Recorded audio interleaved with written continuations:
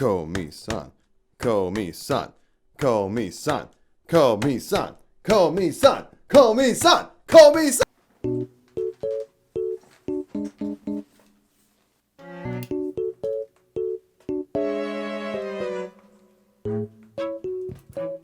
Well, hello anime fans, my name is Dakota Broskie, and if you're wondering why I'm holding my microphone today, it's because I did a show last night, and the only mic stand that I owned is in the car, and I don't want to go out there and get it. Now, I'm not going to say I called it, because I didn't, and I was kind of right, but also kind of wrong about the predictions of this chapter. Now, this chapter with the date, quote unquote, and I will say date, because it's not really a dating date. It's really just two of them hanging out together, but Komi wanted it, so I consider it a date, and they called it a date, so there's that. Komi-san wanted to hang out with Tadano alone because she likes him, and they get to do that, so date it is. Who needs all these damn labels anyways? So the chapter starts with this date. But then we see the FBI on the move. FBI standing for females in the fucking way of plot development. Komi and Tadano are walking around right now, people staring at them, and then they're looking at each other going, okay, this is really happening right now. And it kinda is a little awkward. Komi remembers what Rumiko said, and Tadano goes back to remember to play where Komi said that she loved him.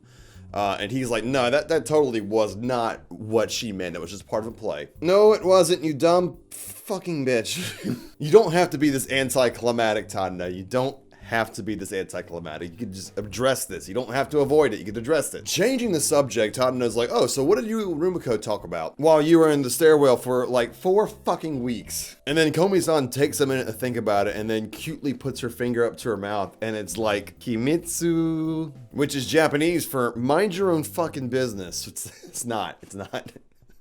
It means secret, but it's not. Amiyama's in the corner and hears this, and she already knows what the fuck went down. She's like, I know everything that happened. I know all the plot development.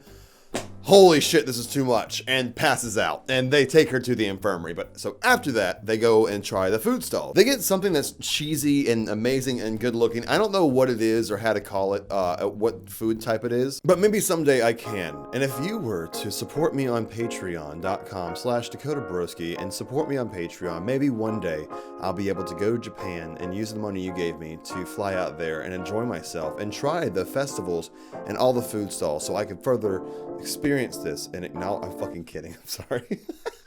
I'm kidding about the going to Japan part using your money. I'm not kidding about the Patreon. I kind of, please.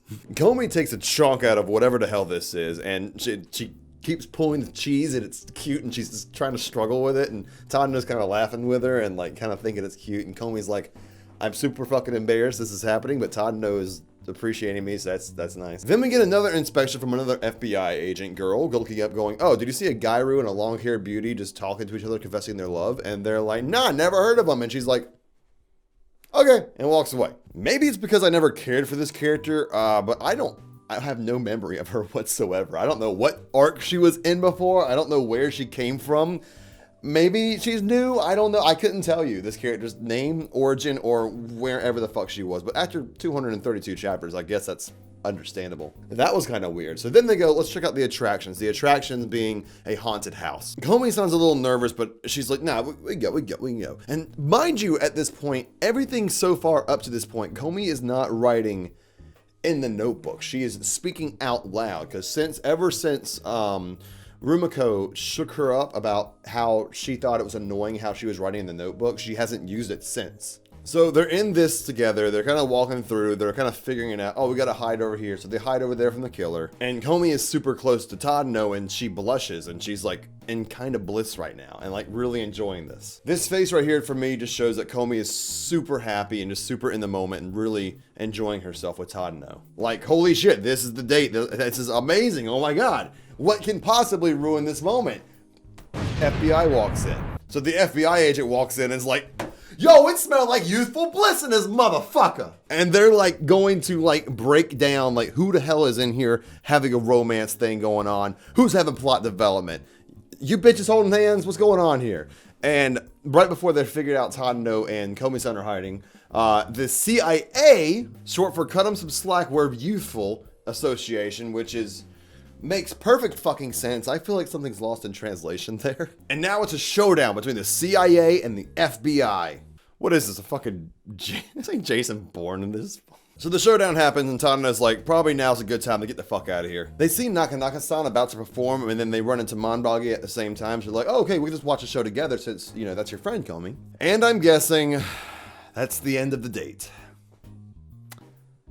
Fuck. And going up to Rumiko's like, hey, I know I kind of said I didn't want to or I couldn't. You want to walk around anyways? And Komi-san has this concerned look on her face as she's knowing that Rumiko likes Tadano and wondering what's going to happen next, because she knows that Rumiko likes Tadano and is asking Tadano out with the intention of it being a date or getting closer together. And then Tadano, in the most nonchalant, casual way, is like, oh yeah, sure, yeah, that's fine. It's cool, we can do that, I guess. So it turns out Nakanaka-san is a member of like the Headbangers Club, and she's just doing, assuming thrash metal, and everybody's just like going ham on headbanging. And they're like, oh, but Magi's like, hey, okay, let's check this out over here. Let's get away from this situation. And then we find out that next chapter is going to be Manbagi's turn when it comes to being alone with Tadano. Now, I'm kind of bummed that the date didn't go any further than it could have, but I don't think it's over yet. It may have been a little anticlimactic, but I was just kind of happy that they were alone together for the first time in forever. And it kind of scares me because at the end of this date, not much development happened, so Manbagi could probably come in and swoop in and fucking win the deal. All in all, it was a nice chapter. We were gifted with a shot of everyone saying Merry Christmas and Happy Birthday to Komi-san. Komi-san looking here like, huh? There were a lot of great shots of Komi, my personal favorites being right here. And whew,